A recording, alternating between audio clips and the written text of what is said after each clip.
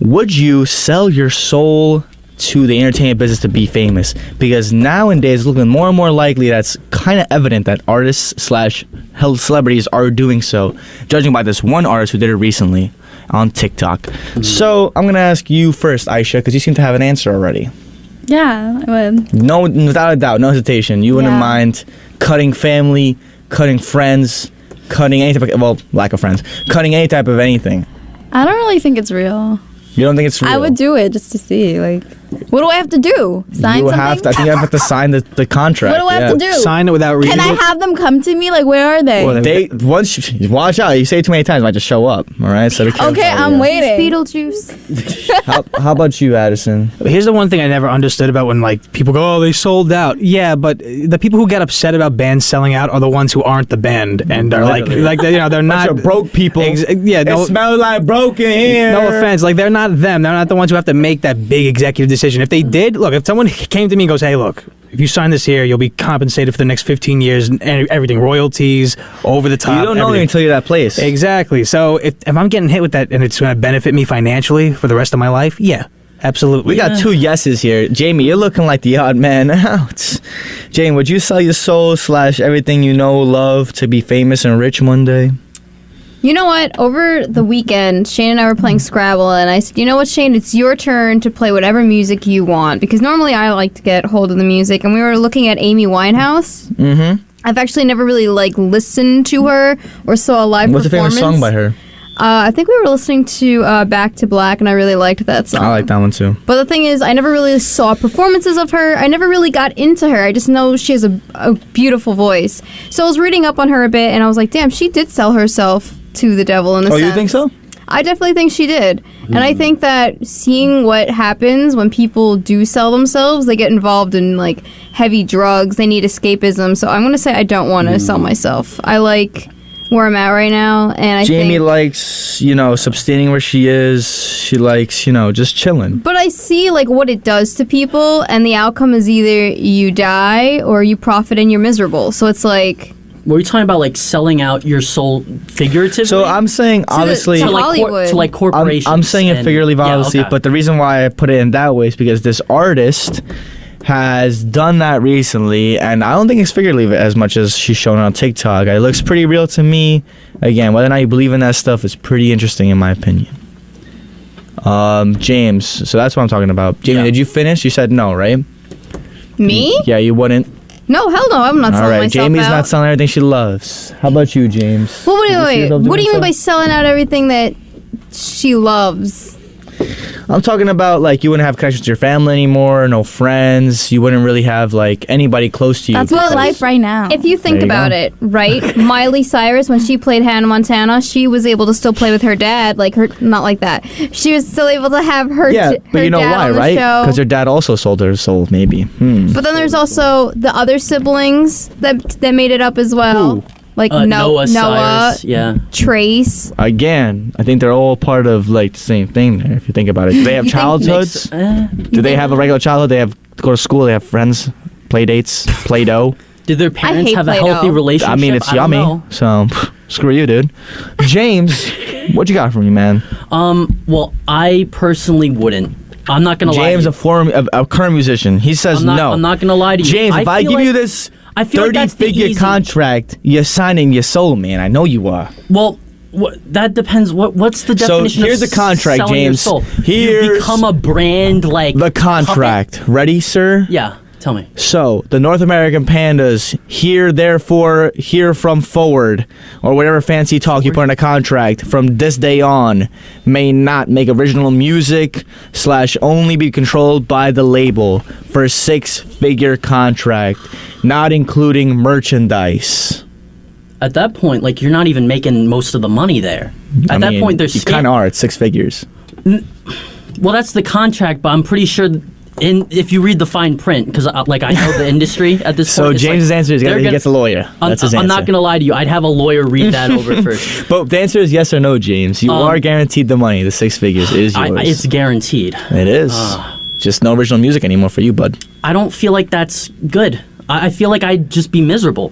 And not only that, but doing that, like just selling out like that in order to just get attention and success that way, it doesn't feel fair. I feel like that's the easy way. But the money, James, you're forgetting about But that's the money. easy way. That's the easy way. I want to earn it. I want to earn it like James has a no true- cop-outs. You Yeah. heard it here first. If he fails, he fails. If he succeeds, he succeeds. At the end of the day, I could at least like make a living, but I don't want to have to like slave myself like You know that. what's the problem? Our parents didn't put us in to do auditions for children's shows, and that's where we should have started. You know what's crazy about the children actors? That's not good. They have this thing called I forgot what it's called. But basically, Trauma? when they turn to they have that too. When they turn 18, they had a portion of their money from all the work they did as a child goes to them and not their parents. And some children, like child actors, their parents get rid of that clause, and the children don't make any actual money from their own work that they have as child actors. But then, when you're done being a child actor, I'm assuming your roles just don't end there. You could still be valuable to Hollywood and whatever else, so they probably could still make money. That's true. That's true. They still have a name. They still have something. Like Sweet Life and Zach and Cody. You don't hear about them no more, but they're still thriving. they're out literally there. in Riverdale, so I want to hear it, dude. Not really. Riverdale? Zach's a host at a restaurant.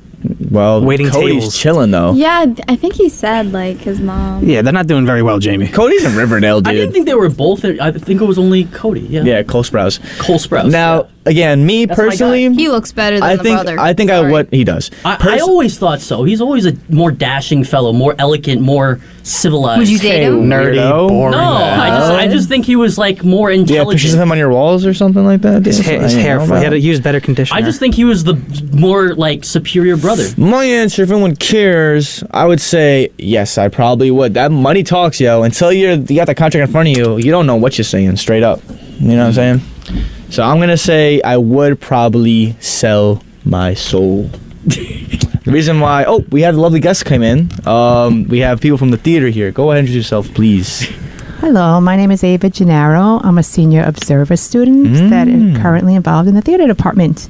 Wow. Hi, my name is Abby Stroh, and I'm also part of the theater department, and we're both from the play Kinder Transport. Shout out to Kinder Transport, folks. You guys came just in time, all right? We're talking about artists/celebrities and whether or not they sell everything they have in order to be famous, okay? In terms of an example I could show you is, say, you have a contract where you get the money guaranteed, but you're no longer in charge of the creativity. Would you guys accept that or not? You get all the fame and money, but you can't really be yourself anymore. Because you guys here are fellow actors/play directors, right? So what do you guys think? One shot, one opportunity. Would you accept? I mean, honestly, I think that the most important thing is staying true to who you are first. Right, it's right answer, right answer. So, of course, any opportunity would be something I would consider, but giving up everything, like, of who I am, I would not want to No? do that. So, no, I wouldn't. That's a good answer. Good PR right there, guys. If Good you're PR. saying that's the right answer, are you technically denouncing your Oh, most definitely. Yeah. No, I think the worst thing's possible. Yeah. No, I'm not the right person. No. I think because as an actor, you live your performance, that you really have to be real and true to yourself. And if your motivation wasn't sincere, I think it would be very difficult to give a believable, stunning performance. You'd be less of who you were originally. Okay, I like that. That's a good answer. Good answer. Absolutely. So quickly, the reason why I brought this up to everyone here was because Doja Cat has put something on TikTok where she has solely, figuratively sold her soul to the devil. She put on this devil makeup. And I think it's all publicity for a new album, in my opinion. But it does bring up the question of whether or not you would figuratively or really sell your soul to the devil in terms of creativity-wise, for the money and the fame. But we're going to move on from that now. Think about that if you can. We're here to talk about Kinder Transport, all right? So if you want, you could go ahead and talk about... Jamie's doing a bunch of hand signals here like I'm deaf or something. I'm I don't know trying what to that tell you means. to put on a song, genius. Oh, what song do you want to I put don't on? understand why I gotta talk to you Why am I like going to put on a song? What song am I because putting on? because it would make sense. I really don't feel like this is the appropriate stance, Antonio. Just hit the button. What button am I going to hit? Hit the button, Antonio.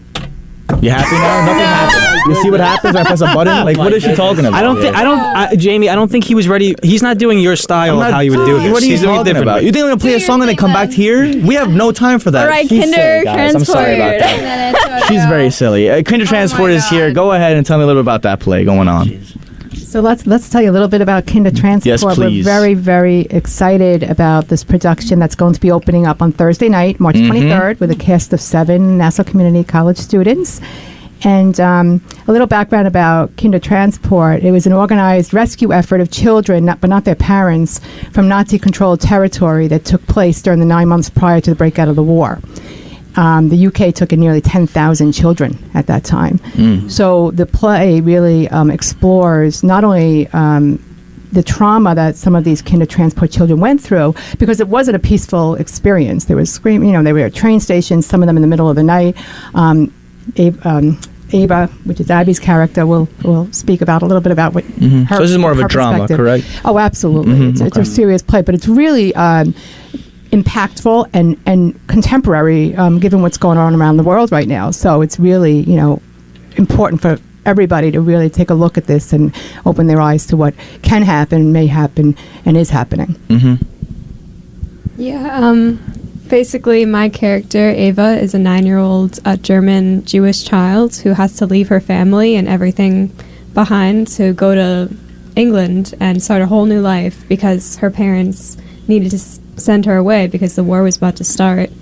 And it really talks about, the deep trauma and PTSD that she has to experience because she's just 9 years old, and you couldn't imagine being in like 3rd grade and having to leave all of your family behind and go to a country that doesn't even speak your language and you don't know anyone. And it's really impactful, and it's going to be a very interesting show to perform for everyone, also because there's going to be the audience also on stage watching with us, so it feels like they're going to be a part of the show with us when they're sitting on stage.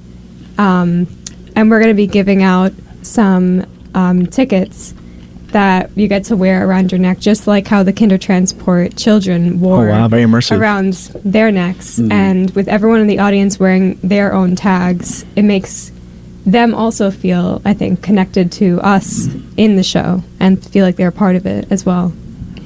I just want to add that the proceeds are going to be donated to a Ukrainian orphanage. So it's really for a great cause that we're performing. And Abby's brilliant, and she is spectacular as the young child, and speaks actually in German, which I just keep giving her props for, that she actually learned German for the role. So she's really true to the character. It's exciting to watch. I like what you said about how it might even still be going on today, because we see what's going on in the Ukraine, and so this hasn't really stopped. We will still see war going on. We still see types of moments like this of great I don't want to say genocide, but great imprisonment and war crimes, all these things. So it's important to bring that up, that it's still very much happening and something to prevent. Absolutely, and we did a lot of character exploration. Abby Gail Gross is our director, and each session, and we've been rehearsing for just about Over 2 months now, yeah. over 2 months, and we did a lot of character exploration, and it brought us to tears sometimes, because it really is just so impactful when you think of a young child. We can just we talk about it and it sounds like, just one thing to talk about. When you actually envision this young child being ripped from their parent, the parent, and I'm a mother and grandmother, knowing that I may never see my child again. So it's certainly a heavy play, but it's a beautifully written, and the young people in this play are just spectacular. So I really encourage everybody to come out and support us and support the Ukrainian orphanage, and I think you'll enjoy the experience. It's definitely very different from the plays I've seen before, because I know you guys had Shrek, you had Urinetown, you had all these plays. I like how it's being more serious now, more of a drama. Yeah, I mean, especially I was in the performance of A Flea in Her Ear, which is a French farce, which was so fun and silly and energetic, and to go from that to this type of play is completely different. And you really have to get in the mindset of these characters and what they've been going through, and it's hard to really think about that this actually happened to so many people, and it's, like we were saying, still happening. And Ava's character, she also does an amazing job, and she speaks with a British accent, so we all have to work with accents, German accent, British accents, everything like that. That's new for you too? Have you ever done accent work before in other performances? I did a little bit in high school, but I've never had to work with German before, so that was a completely new experience for me. I'm actually working, Nassau Community has been kind enough to hire a dialect coach. So I have a 12 o'clock appointment via Zoom to continue working with her on the Nice. British accent. So it's, really a lot has gone on to really make this authentic and an experience that everyone will really fully appreciate. James got a question for you over here. What's up, James? Yeah, I just want to ask. I don't mean to like interrupt the flow of anything, but you said Abby Gross. Did she teach at the Long Island High School for the Arts by any chance? I'm not sure. I believe so. She yeah. teaches here, James. Yeah, she's a teacher here. I've heard that she teaches here as well. Like Yeah. I know her. I know Nice. her. I made a film for one of her classes. Oh, Wow, shout out to she's Abigail. phenomenal. She's Yeah. phenomenal. She's an actress herself, and Yeah. a very, very experienced Very- actor, very sweet director, lady. very Yeah. sweet lady. Unfortunately, I'll talk to you more about the play. But we have running out of time, so I just want to ask you guys a quick question, if you may.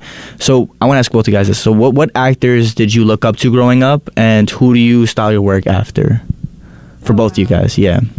Okay, so definitely, like, as I was getting older, like, watching a lot of people with more serious acting, I think people like Robin Williams, I think, is a very interesting one of my actor, favorites, yeah. especially thinking about right now of how I was in more of a comedy in the beginning, like in my first semester here, and now I'm in this more serious role, and how to really see how you can make people laugh, but also make people really feel something. And I always felt like, as an actor, he was able to do both, and I think I really always looked up to him and thought of him now. And also, my director was talking to us about certain actors and how they treat their cast and treat everyone, like the tech people, everybody, during performances, because it's so important to, like, we were talking about Julia Roberts, and we were talking about how she was able to keep everyone calm and take care of all the people working together, even during the most stressful times like Tech Week, which we just went through this past week, which was crazy, but necessary. Absolutely. And as an older, I'm in my 60s. This is my first play I've ever performed in, so it's one thing crossed off my Oh, bucket nice. list. So it's That's really exciting. But I look at the older actresses and the Joan Crawfords and the Betty Davises and see, particularly because my character fluctuates in mood so dramatically, that it really, I studied some of their performances to try to get ready to perform and do the best I can in this role. Mm-hmm. And is that also your two favorite actors? Like, is that also the same answer, your favorite actors in general? Or do you guys have an answer for that one too? I don't know. I don't know if I would say I have like favorites. He's No. definitely in the top 10, top 5. A huge Johnny Depp fan. Johnny I'm Depp. a Winona Ryder Okay. fan. Nice. Love any, I feel like, dramatic actor who can also show their flexibility and their style and not only stay in one genre. And I like being able to switch from back and forth and see the different types of acting techniques you can use. And I think Meryl Streep is a great example. And she's such a great example for actors in general because she can laugh at herself. So, for example, Mamma Mia, she did not have the best voice, but she had fun with it. And you could see she was having fun with it. And she can just change from character to character to character. I was thinking Yeah. of that too. That's was how the thinking of best that actors movie. do it. Yeah. Yeah. Absolutely.